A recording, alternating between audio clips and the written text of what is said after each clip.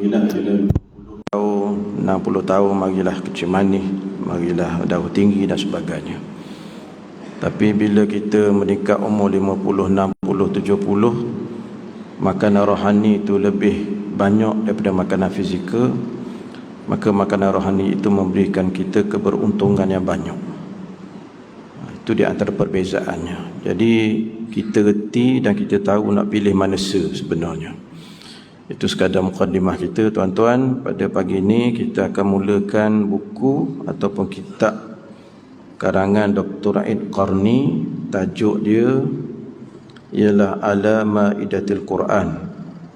Terjemahnya Sejenak Bersama Hidangan Al-Quran. Itu tajuk dia. Dia ada beberapa tajuk yang hampir-hampir sama. Kalau nak beli kitab ni, tuan-tuan beli sendirilah. Dalam Shopee ada 27 riyal. Senang sampai 5 hari sampai rumah, insya-Allah. Bab pertama, perundangan yang kekal abadi. Topik bab pertama, perundangan yang kekal abadi. Maksudnya kita bila sebut tentang perundangan, maka kita akan nampak undang-undang. Kalau kita panggil sekarang ni law atau undang-undang, gitulah istilahnya. Saya dulu kerja juga tempat undang-undang, duduk lepas SPM dulu tu duduk kerja dengan tempat lawyer firm daripada tahun 83, 84, 85, 86. Situlah. Lepas tu 87 pergi belajar. Lama juga duduk jadi civil clerk. Maknanya situ, tuan-tuan, kita dapat pendedahan banyak kepada undang-undang. Tapi yang kita bincang pagi ini ialah berkaitan dengan perundangan yang kekal abadi, iaitu Al-Quran sebagai perundangan yang kekal abadi. Yang tidak ada sesuatu undang-undang pun yang sesuai untuk dibandingkan dengan dia. Tak ada sikit pun rupa. Jadi sepanjang saya duduk di mahkamah, pergi filing saman lah, ni lah, tu lah, kedebak-kedebuk. Masa tu mahkamah depan sebelah Bala Pulih dulu. Duduk situ. Lama juga filing sama lah, ni lah, tu lah. Kira orang mahkamah pun saya kenal juga masa tu. Tapi bila kita pergi buat kes ni, dah tu mention, hearing, buat, lepas tu rujuk balik, file ni tak settle, ni tak selesai. Beribu-ribu file tak selesai. Jadi bila kita tengok cara tu, bila nak selesai?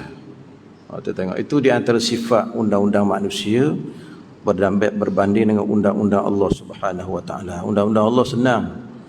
Walaupun kita tak cerita tentang mahkamah, tapi buat ni dosa senang. Awak tinggal cukup senang. Kata rasuah ni, rasuah, orang kata nak hapuskan rasuah, tapi kita kena kaitkan rasuah tu dengan dosa baru orang tinggal. Selagi berat sikit lagi, undang-undang ni hukum hakam Islam yang perundangan yang kekal abadi ni, bila kita kata dosa masuk neraka, dia agak mudah. Tapi nak terima dosa masuk neraka itu duduk dalam hati belaka, duduk dalam iman belaka. Ada orang dia tahu dosa, dia tahu ni Allah marah, dia buat juga. Kok sedap lagi dia kata apa? Dia kata Allah tahu aku ni manusia kan. Dia lah cipta. Waktu payah kita nak jawab pun payah. Siapa macam orang curi ditangkap oleh Sayyidina Umar Al-Khattab radhiyallahu anhu. Sayyidina Umar pun dengar orang curi ni cakap. Bila Umar tanya pasal apa mu curi? Kata orang curi tu pasal takdir Allah. Aku curi. Dia jawab sedap alik dia jawab tu. Lepas tu Sayyidina Umar potong tangan dia. Pasal apa mau potong tangan aku? Pak, takdir Allah potong tanganmu. Tadi dia kata takdir Allah aku curi. Sayyidina Umar kata ni takdir Allah juga ni aku potong tanganmu. Begitulah keadaannya. Jadi jawapan dia dengan takdir, soalan dia ataupun dia memberi kesalahan mencuri itu pada Allah. Maka Sayyidina Umar kata Allah juga yang beri yang ini. Kita beri balik benda sama. Orang buat salah, dia nak kata bahawa Allah yang beri pada dia. Itu satu benda yang tidak adil. Antara benda-benda lain dia tak ambil kira. Tentang makanan ke apa, ke kekayaan ke apa, dia tak ambil kira, tuan-tuan. Begitulah manusia. Kita mulakan kitab kita ni tuan-tuan, iaitu perundangan yang kekal abadi, yang tidak akan punah selama-lamanya. Termasuklah bila Nabi Isa alaihi salam nanti turun daripada langit, setelah beliau atau baginda alaihi salam duduk di atas dunia, di atas langit sana selama 2500 tahun lebih kurang, mungkin lebih, maka dia akan turun ke dunia memakai perundangan Allah 100%. Dia tidak tokok tambah sikit pun, dia tak kurangkan, dia tak tambah sikit pun. Hak tu yang Nabi kita tinggalkan, hak itulah yang dia akan beri, dia akan gunakan bila masa baginda Nabi Isa AS turun. Itu perundangan yang kekal abadi, tak boleh tukar dengan perundangan yang lain. Walaupun kita kata undang-undang tu molek ke mana pun, memang undang-undang Allah lebih molek daripada yang lain. Itu perundangan yang ada. Yang cerita tentang perundangan ni ialah Al-Quran. Kata pengarang kita, Allah Subhanahu wa taala berfirman di dalam surah Al-Isra ayat 9 sebagai berikut: Inna hadzal Qur'an yahdi lillati hiya aqwam. Maknanya sesungguhnya Al-Quran ini memberi petunjuk ke jalan yang amat betul, yakni agama Islam. Kalau orang kata petunjuk ni ke apa ke, contohlah orang kata main bola menyatukan masyarakat. Main bola menyatukan masyarakat. Sport menyatukan masyarakat. Tiba-tiba siapa ke Indonesia mati berapa ratus orang, mati sebab bola punya pasal. Apakah dia memang sebenarnya menyatukan masyarakat? Tak ada benda lain dapat menyatukan kita melainkan Allah saja. Daripada Allah tu turunnya agama Islam, daripada agama Islam tu turunnya Al-Quranul Karim. Jadi yang kita kata petunjuk jalan ini, Al-Quran itu adalah penunjuk jalan yang benar, yang betul. Inna ad-dina indallahil Islam. Agama di sisi Allah ialah Islam. Jalan ni lah jalan yang benar, jalan yang betul. Jangan silap cari jalan. Jalan ni Allah dah tetap dah. Jalan yang sebenarnya ialah jalan Allah. Ayat ni menjelaskan pada kita, iaitu Isra ayat 9, menjelaskan pada kita, kita tu bila hidup atas muka bumi, kita nak duduk dengan agama apa. Daripada sinilah kita nafikan tentang pluralism. Nak sebut payah, pluralism yang dasar menyatakan bahawa betul belaka agama. Ini kita yang pernah saya cerita ke tidak, saya dah ingatlah tuan-tuan ya. Kita kadang-kadang terlalu menjaga hati orang yang bukan Islam. Bukan tak boleh jaga. Tapi jangan sampai kita ni seolah-olah nak menafikan kebenaran agama kita. Berlaku satu peristiwa, kawan saya duduk di island sana. Dia tu imam masjid island. Dia kata kita ni setiap bulan ada 200 orang hingga 250 orang masuk Islam. Setiap bulan lah. Jadi dia kata pada satu hari kita telah menganjurkan satu forum. Forum daripada wakil agama Islam ada, wakil agama Kristian ada, agama Hindu ada. Jadi wakil yang ada itu termasuk orang Islam ni, dia kata semua agama mengajak kepada kebaikan. Statement tu tidak salah. Tapi dia ada kesan pada audien yang ada. Selepas majlis itu berlalu, antara statement dia buat hak tu lah. Bulan berikutnya selepas forum itu, orang yang masuk Islam sekitar 10 hingga 15 orang sahaja sebulan. Tidak lagi 200 hingga 250 orang. Jadi kajian dia buat oleh pihak masjid, rupanya jawapan yang diberikan oleh orang yang nama, dia kata saya boleh masuk agama mana-mana saja. Islam, Kristian atau Hindu. Orang tanya pasal apa? Sebab semua benar belaka. Semua bawa benda kepada benda baik belaka. Statement tu telah memakan diri kita sendiri. Tuan-tuan, itu bahaya. Kita nak jaga agama orang supaya tak berasa hati, tapi kita menyebabkan suatu pegangan masyarakat bahawa kalau gitu tak payah masuk Islam lah, masuk Kristian pun boleh, masuk Hindu pun boleh. Itu kesilapan besar kita. Kita tidak memaki hamun agama orang, tapi kita tetap bersama dengan agama kita dan kita tetap pertahankan agama kita. Kita tetap berusaha untuk berdakwah pada orang masuk ke dalam Islam. InsyaAllah tuan-tuan, saya pergi satu kursus. Kursus tu nama TOT Islamic Chaplaincy. Pergi 2 minggu tuan-tuan di hospital. Dulu nama HUKM, sekarang HCTM nama dia. Jadi duduk 10-12 hari itu situ, antara penegasan dia buat, kita tidak ajak dia masuk Islam. Kita bila jumpa dengan pasien, kita tidak ajak dia masuk Islam. Pasal apa? Sebab kita beri dia Islam melalui selain daripada ajak. Ajak maknanya marilah masuk Islam. Bukan gitu. Kita buat dengan cara akhlak. Nabi ajar kita gitu. Bukan makna kita nak ajar orang masuk Islam terus dengan kata bahawa marilah masuk Islam. Tak gitu.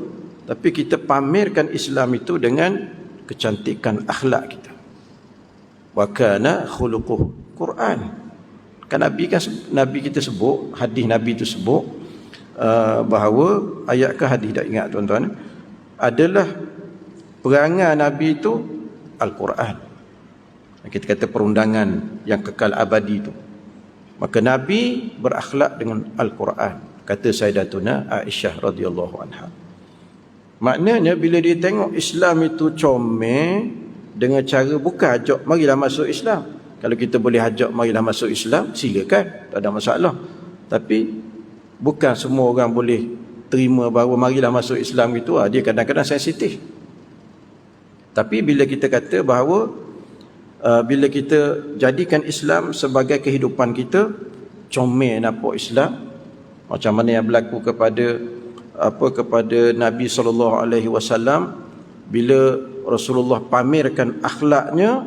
Contohnya Nabi kita didatangi oleh 30 orang wakil daripada Najasyi.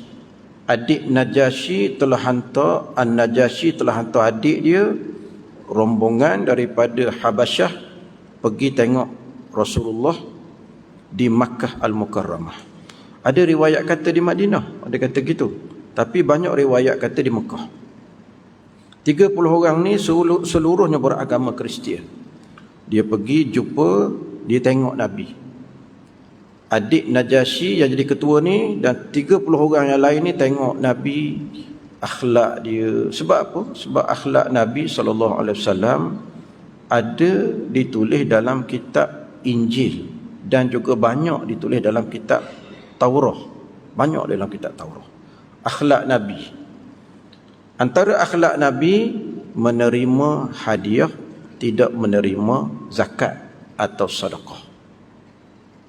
Itu akhlak Nabi. Menerima hadiah, tidak menerima sedekah. Akhlak Nabi. Ya, dia perhati Nabi bercakap, ada dalam kitab Taurah. Dia perhati Nabi bergerak, ada dalam kitab Taurah. Dia perhati belakang.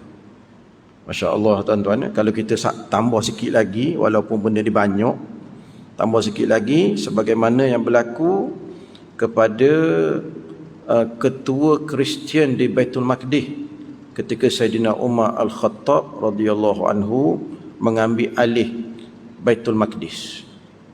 Hari di mana Baitul Maqdis itu diambil alih oleh Islam, maka dia buat satu majlis gilang gemilang besar-besaran, jemput Sayyidina Umar mari daripada Madinah. Ini rasa saya pernah sentuh benda ni di sini tuan-tuan. Sayyidina Umar mari, bila sampai Sayyidina Umar, depan betul-betul orang tunggu dia ramai. Pasal hari itu nak buat penyerahan kunci Baitul Maqdis kepada Sayyidina Umar. Sebab Islam berjaya menawan Baitul Maqdis, hari itu nak suruh kunci kepada Sayyidina Umar. Sayyidina Umar mari dengan duduk atas unta dia. Dia mari 2 orang. Sayyidina Umar mari 2 orang, naik unta seekor, gilir naik sekejap, turun sekejap. Umar naik atas, Datuk maula dia, hamba dia turun bawah. hamba dia naik atas, Umar turun bawah, Umar tarik daripada Mekah dan Madinah gitulah sampai ke Masjidil Aqsa. Sampai depan tetamu ramai tu, kebetulan gelerang si hamba duduk atas. Si hamba duduk atas. Jadi orang duk tengok belaka hamba tu hak duduk atas unta. Orang duk ingat ke Saidina Umar. Sebab Umar duk tarik, kaki berdebu sekali. Dengan pasir, dengan seluk, dengan apa. Dah jalan, lepas tu naik. Jalan, lepas tu naik. Lepas tu orang duk tengok dia. Kata hamba ni bukan aku Umar ni. Umar. Ni Saidina Umar. Jadi dia punya ketua Kristian ataupun Pop lah. Pop John Paul kita panggil Pop lah. Pop ni panggil. Dia tengok. Dia kata dalam kitab kita ni tulis ada beberapa perkara tentang orang yang akan menerima kunci kota Baitul Maqdis. Ada beberapa perkara. Antaranya dia datang dengan keadaan dia tarik unta dia, dia yang tarik, hamba duduk atas. Satu betul. Lepas tu yang kedua, kata ketua Kristian ni, dia kata izinkan aku supaya dapat aku kira bilangan tampalan yang ada pada jubah kamu. Dalam kitab sebut 17 atau 18. Dia kira betul-betul 17 atau 18. Siapa Pop ni siapa tepik apa? Siapa tepik? Betul dia kata. Hak dalam kitab tu betul. Masya Allah. Tu yang saya ingat dua. Ciri-ciri yang menyebabkan ketua Kristian tu rasa sangat kagum dengan yang kepada Saidina Umar, tapi apa yang Allah tulis tu berlaku betul-betul depan mata dia. Masya Allah, tuan-tuan. Oh, yang ketiga dia, tuan-tuan, kaki berdebu. Yang ketiga, kaki dia berdebu. Masya Allah. Dan mari dalam keadaan apa? Keadaan tak ada kebosoran, tak ada protokol yang hebat, tak ada belakang, tak ada. Tuan-tuan, diserahkan kunci kepada itu. Memang dalam fakta sejarahnya bahawa dalam kitab mereka, termasuk dalam manuskrip lama Kristian, menulis bahawa akan ada satu program besar penyerahan kunci Baitul Maqdis kepada kepimpinan Islam ketika itu. Memang ada. InsyaAllah, tuan-tuan ya. Jadi ramai orang masuk Islam sebab tengok keadaan Saidina Umar Al-Khattab radhiyallahu anhu. Begitu juga dengan tadi 30 orang hak mari daripada An-Najasyi tu mari, tuan-tuan, bila dia mari tengok Rasulullah bercakap, tengok Rasulullah bergaul dengan isteri Rasulullah, dengan masyarakat macam mana, ketiga-30 orang masuk Islam belaka. Dan ketika itulah berlaku kecoh di Mekah. Abu Jahal kata bodoh belaka ni orang Najasyi ni, orang Habasyah ni bodoh belaka. Dia maki hamu habis orang Habasyah ni. Kata Abu Jahal ni kata bodoh, dia kata. Oh, banyak dia kata ahmak, bodoh dia kata. Boleh dia kata. Dia kata agamamu Kristian tu comel lagi daripada agama Muhammad. Dia nak nafi agama Nabi Muhammad sallallahu alaihi wasallam, nak nafi agama Islam. Agamamu tu comel lagi daripada agama Muhammad. Kata adik An-Najasyi, susah apa? Abu Jahal ni dia nak setuh kumpulan 30 orang ni tak boleh. Pasal hak Ning ni adalah wakil daripada An-Najasyi, kuasa besar masa tu. Dia tak boleh nak setuh. Yang dia gerangnya pasal kuasa besar ni masuk Islam. Tu tamparan hebat kepada Abu Jahal. InsyaAllah, tuan-tuan ya. Malam-malam kita kan pernah dengar cerita Abu Jahal, Walid bin Mughirah. Ada seorang lagi saya tak ingat nama. Dia malam-malam dia pergi ke rumah Nabi. Pergi ni tak janji. Ni rasa ramai ustaz cerita ni. Tak janji pergi. Abu Jahal pergi duduk satu sudut rumah Nabi. Duduk dengar Nabi baca Quran. Abu Walid bin Mughirah, geng Abu Jahal juga, duduk belah lain, tak tahu yang Abu Jahal tu ada. Seorang lagi saya tak ingat nama, dia mari nak dengar juga, tak tahu yang Walid tu ada, tak tahu yang Abu Jahal tu ada. Bila sampai masa dia nak balik, tembung di tengah sipang tu, mau mari mana? Mau mari mana? Mau mari mana? Jadi mereka kata balik esok, mau mari jabat aku.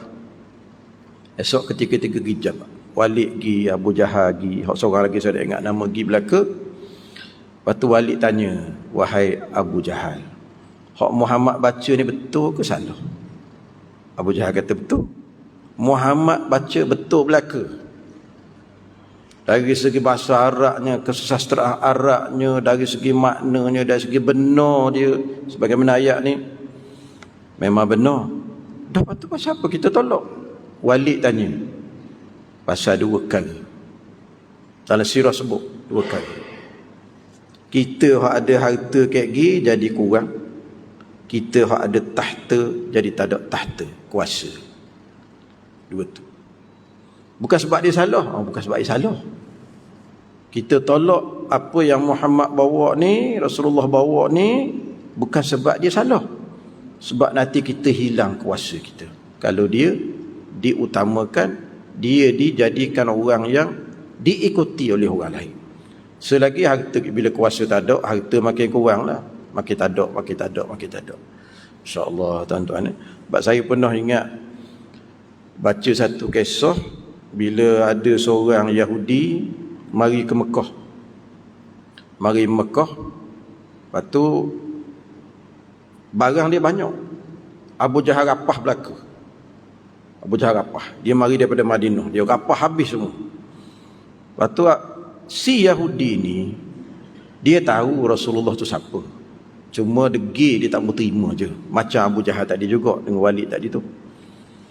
Akhir dia kata, aku nak buat guana ni, pergi jumpa Rasulullah. Memang gitulah keadaannya. Dia tahu Rasulullah ni jujur orang dia, dah boleh selesai masalah. Jumpa Nabi, beritahu kepada Nabi gini. Nabi kata, marilah kita pergi rumah Abu Jahal. Pergi rumah Abu Jahal, katok-katok pintu, Abu Jahal buka pintu. Abu Jahal kata, oh Muhammad, mu tak payah mari, mu kabar je korang pesan aku pergi rumahmu, mu jangan mari. Bini Abu Jahal duduk dalam rumah ni kata, kuana Abu Jahal hari ni baik sangat hari ni dengan Rasulullah. Dia kata kepada Nabi, bapa mu mari wahai Muhammad, mu kabar pesan je korang biar aku pergi, mu tak payah mari, tak payah mari, aku pergi. Bini dia dalam rumah ni, apa suami aku ni hari ni baik sungguh, biasa dia orang paling kuat menentang Rasulullah. Jemput masuk.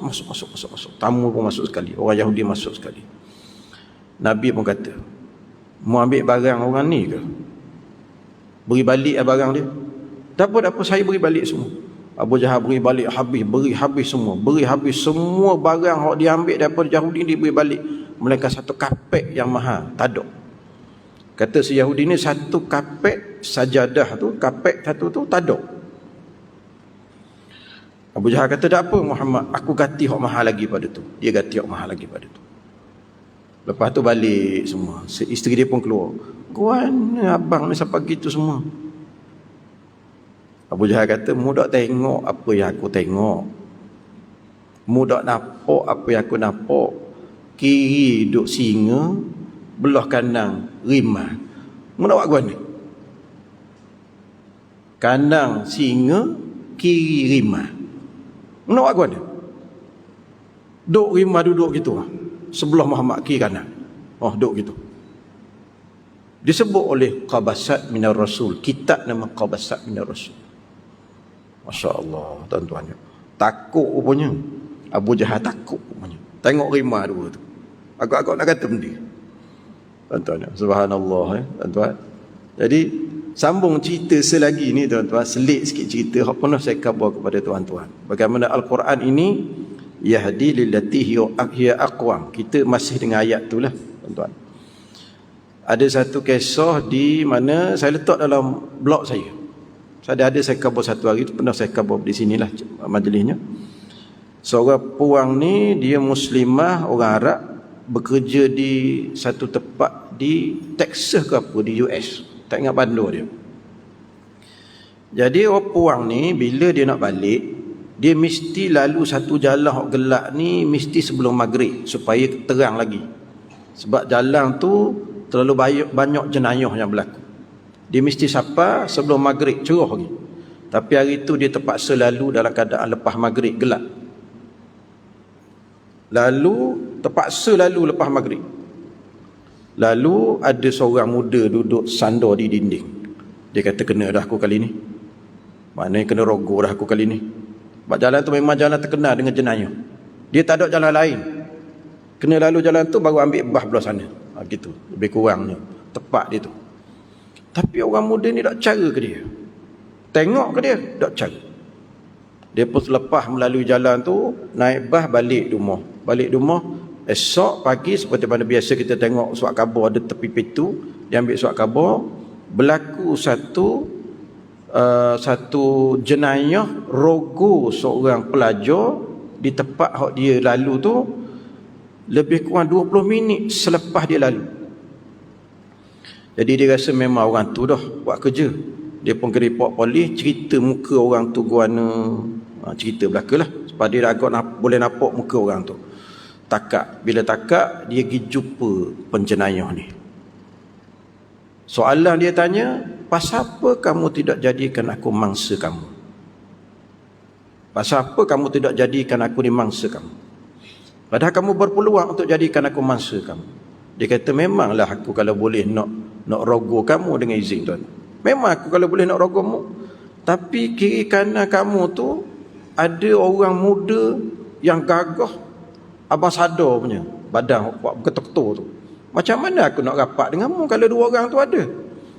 Dia tak tahu pun hak sebelah ni ada orang. Hak puang tu tak tahu. Pasal apa? Masa dia masuk lorong tu, dia baca Ayatul Kursi, tuan-tuan. Ayatul Kursi. Artikel saya ni copy paste punya artikel. Maksudnya ada orang lain buat artikel tu. Saya ambil je, saya masuk dalam blog saya. Masya-Allah, tuan-tuan. Itu yang kata bahawa yahdi lillati hiya aqwam. Itu yang kita kata bahawa Al-Quran yang kita duk yakin ni. Kalau kita yakin ni, tuan-tuan, Al-Quran yang kita yakin ni, sebagaimana cerita, walaupun saya sendiri pun rasa payah nak percaya, tuan-tuan, payah nak percaya. Masa tengah perang di Syria, di antara tempat bangunan kena bom ialah hospital. Satu peristiwa berlaku, dia tengah buat pembedahan. Doktor dengan nurse ni tengah buat pembedahan. Tiba-tiba bom jatuh, elektrik habis. Maknanya dia punya generator support tu pun habis semua. Nak buat guana ni? Nak buat guana? Oksigen tak boleh tu tak boleh bom fusi belakang, nak buat guana? Lama tu saya kata, tuan-tuan ya, kadang-kadang kita baca pun tak pun nak percaya. Tapi benda ni diberitahu oleh doktor yang bukan Islam, mengakui benda ni. Doktor Perancis yang bertugas sebagai sukarelawan di Syria, dia tulis. Jadi tak berapa lama dia putus asa dah, tuan-tuan, putus asa dah. Orang ni akan mati kalau tak beri oksigen tu. Lepas tu dia tengok ada cahaya ujung bangunan tu, ada cahaya. Kata kita tarik wayar kita hubung kat tu, ada, mudah-mudahan situ ada sikit tok pelak ke. Siapa-siapa tengok bukan cahaya apa pun, tuan-tuan, orang baca Quran kat situ. Orang baca Quran sampai cahaya dia tu keluar. Sebab orang baca Quran tengah-tengah perang, pergantungan dia pada Allah tu terlalu bulat, tuan-tuan. Maknanya 300% pergantungan. Kalau kita hak biasa ni 100%, dia 300% pergantungan. Tengok tu, dia kata lepas tepat pelak tu nampak macam cahaya. Dia letak pelak, molek-molek, ada oksigen, ada lapu pada tu, dia tu ada belaka. Siapa habis dia buat operation. Kalau orang Islam tulis, orang kata melampau agaknya, dia saja nak buat, mungkin kata gitu. Tapi kalau orang yang doktor yang datang daripada bukan Islam yang tulis satu benda yang sangat hebat, cuma saya tak ingat sama ada doktor ni masuk Islam ke tidak. Al-Quran, tuan-tuan. Kita dapati Quran ini beri kelebihan. Yang paling besar kelebihan, orang kata tadi kita sebut tentang boleh siapa jana elektrik, siapa boleh bentuk pengawal, siapa boleh bentuk singa dengan rimau. Hak paling besar sekali Quran, tuan-tuan, mengeluarkan zulumat daripada jiwa, masukkan cahaya iman. Itu paling besar, tuan-tuan. Cuma kita tak berasa dia besar. Kita tengok hak pelik ni lebih besar sekali, tuan-tuan. Hak pelik, padahal hak itulah paling besar. Al-Quran memberikan penyelesaian. Al-Quran memberikan hidayah. Kita ni baru setengah jam tuan-tuan, kita ambil satu lagi ayat dalam bab pertama ni. Dan Allah Subhanahu wa taala berfirman, "Wa nunazzilu minal Qur'an ma huwa syifaa'u wa rahmatul lil mu'minin." Dan kami turunkan dengan beransur-ansur dari Al-Quran ayat-ayat suci yang menjadi obat penawar dan rahmat bagi orang-orang yang beriman kepadanya. Al-Isra 82. Syarah di sikit tuan-tuan, Allah Subhanahu wa taala telah berjanji pada dirinya bahawa sesiapa yang membaca Al-Quran, mengikut petunjuk Al-Quran, mengamalkan apa yang ada di dalamnya, melaksanakan perintah-perintah Al-Quran dan menjauhi larangan-larangan Al-Quran, maka Allah Subhanahu wa taala tidak akan menyesatkan orang itu di dunia, di hari ketika umat manusia lainnya tersesat, dan orang itu tidak akan sengsara di akhirat di hari ketika umat manusia sengsara. Jadi bila kita baca Al-Quran, kita ikut apa yang Al-Quran suruh, larang hak kita tinggal belaka, maka kita akan bahagia di akhirat. Di dunia kita boleh bahagia, kita boleh tidak bahagia.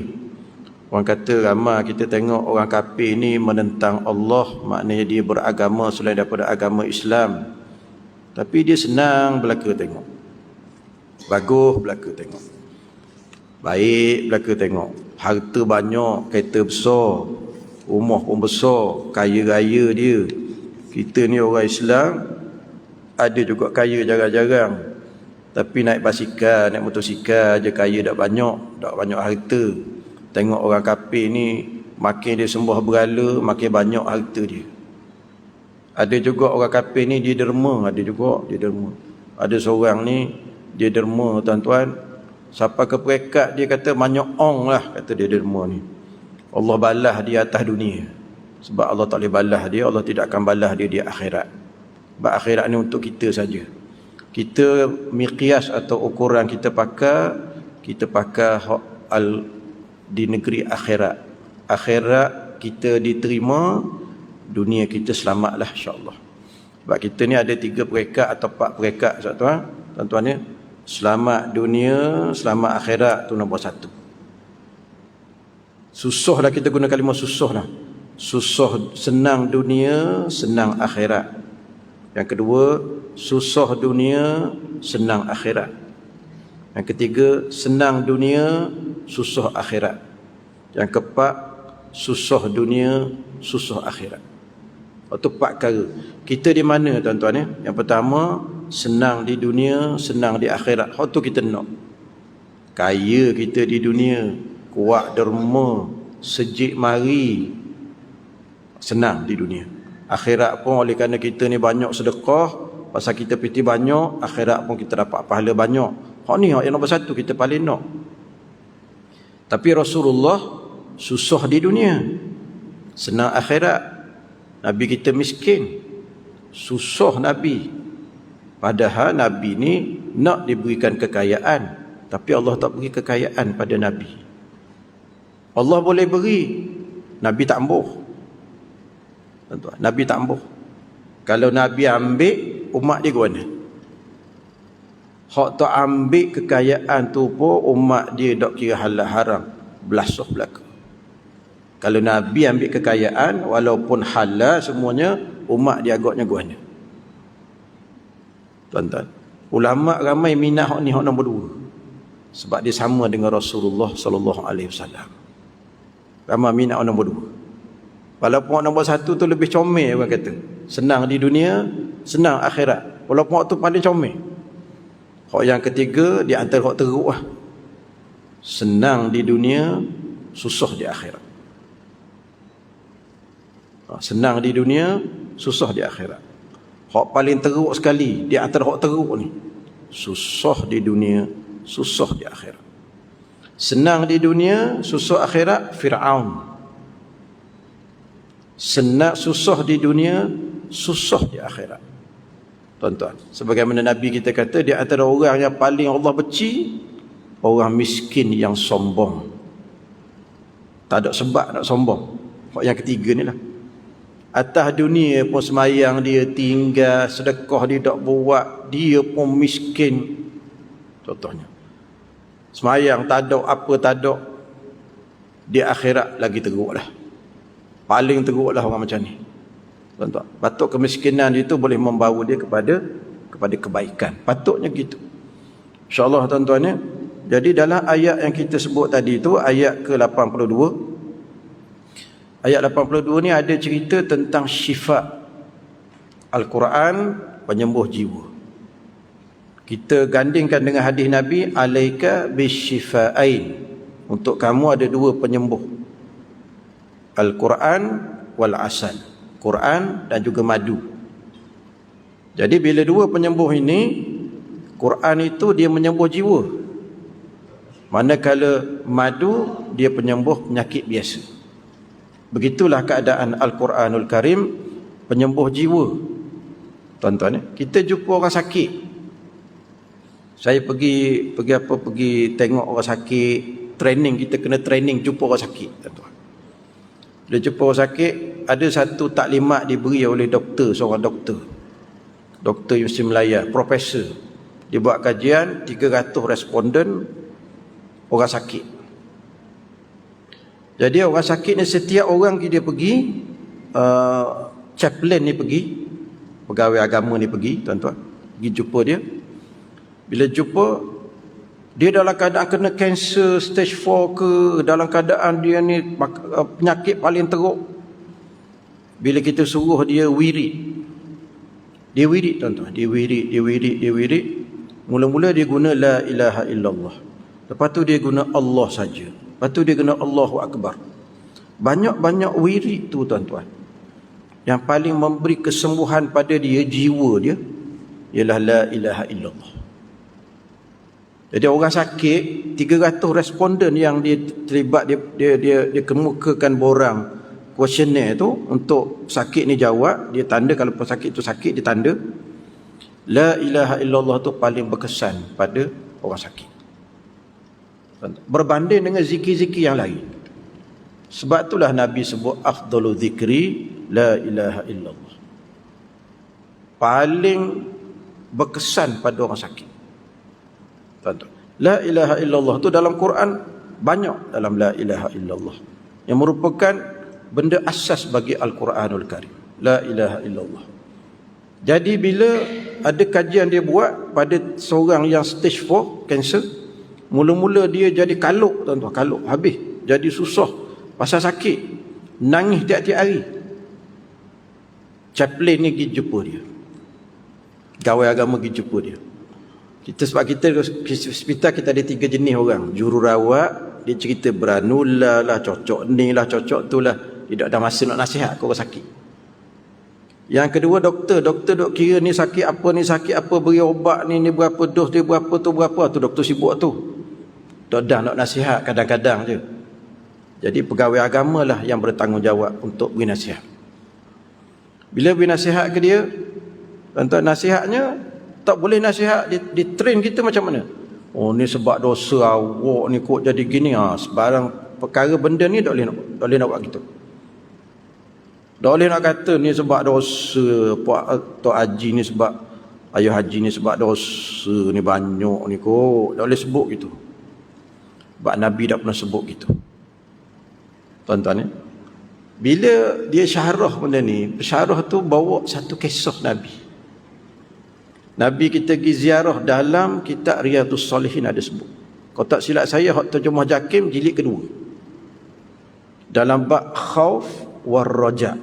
Khauf war raja. Nabi jumpa sahabat baginda sallallahu alaihi wasallam, masuk jumpa tengok dia tengah sakit. Nabi tanya, apa yang ada dalam diri kamu sekarang? Cara Nabi guna orang panggil bercakap dengan pesakit ni macam mana?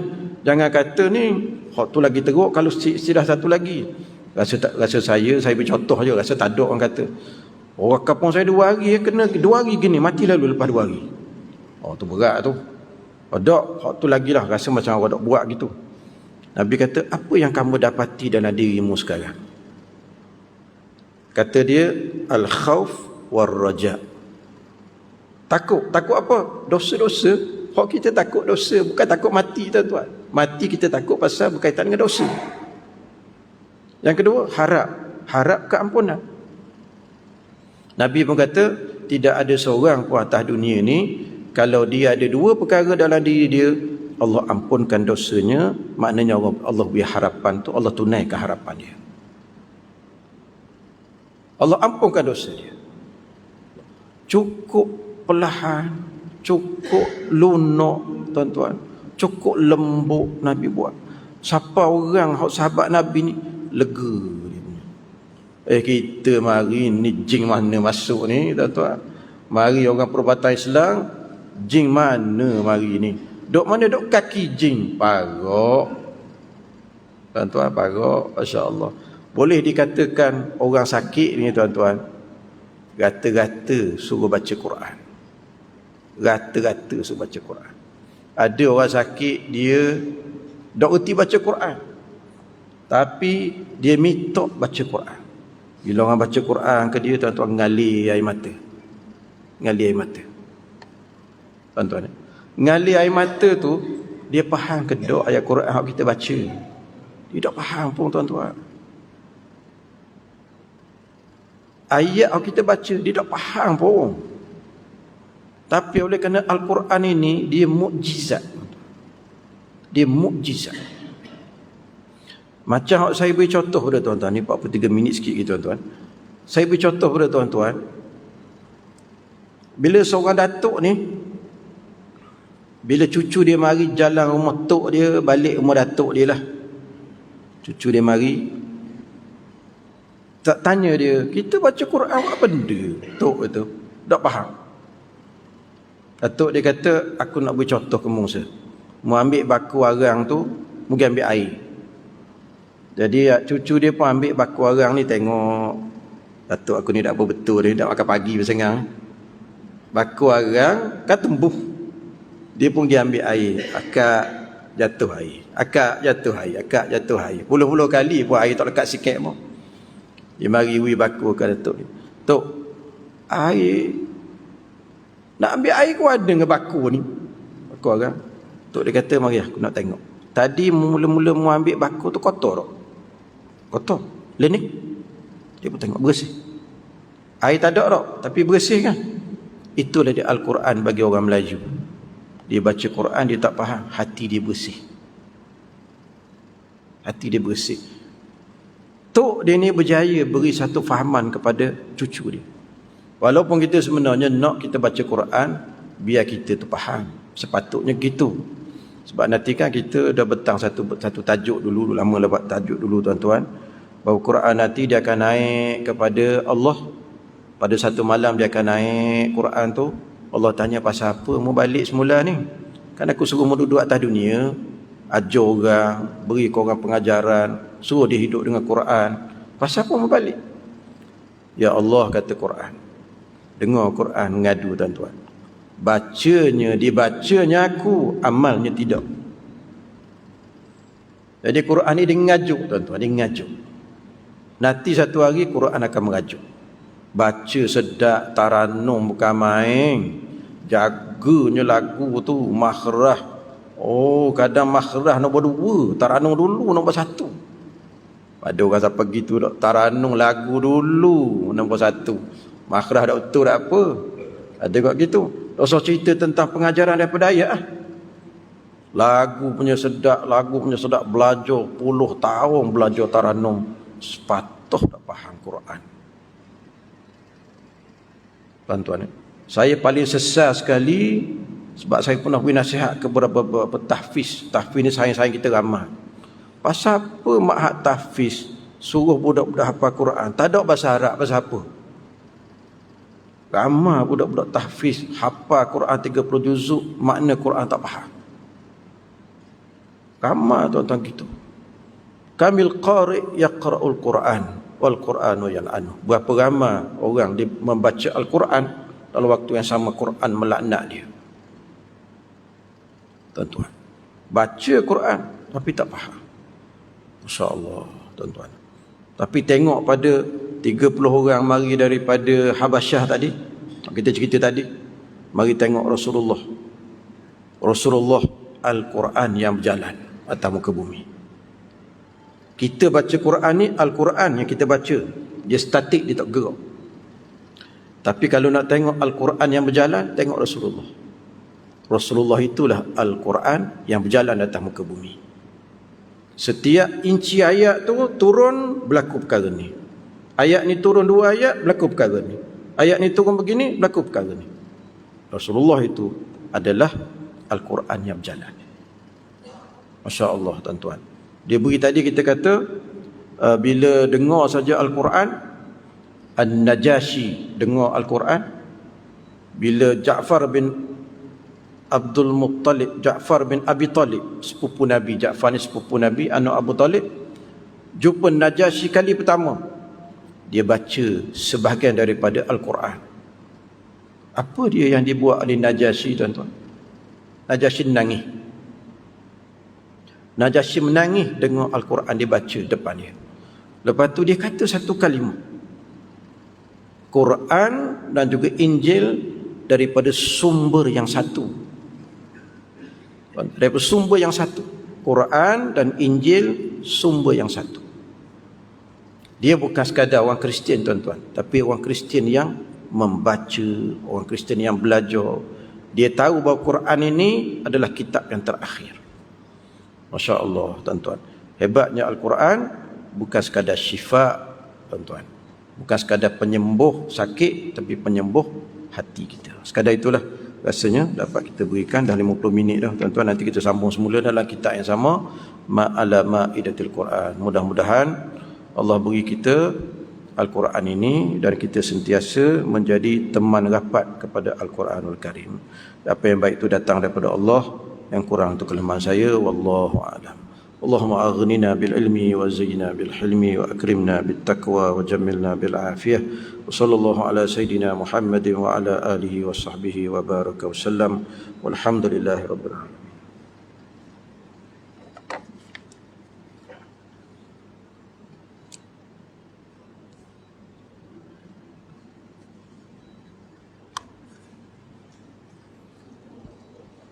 Allah.